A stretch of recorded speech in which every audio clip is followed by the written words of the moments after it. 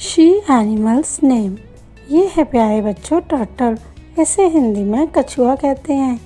ये है बच्चों डॉल्फिन, इसे डॉल्फिन कहते हैं। ये है बच्चों स्टारफिश, इसे स्टारफिश कहते हैं।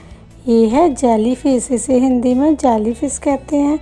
ये है ऑक्टोपस, इसे ऑक्टोपस कहते हैं। ये है क्रेब, इसे केकड़ा कहते हैं। ये है बच्चों शार्क, इसे हिंदी में शार्क कहते हैं। ये है व्हेल, इसे हिंदी में व्हेल मछली कहते हैं। ये है लॉबस्टर, इसे लॉबस्टर कहते हैं। ये है स्क्विड, इसे हिंदी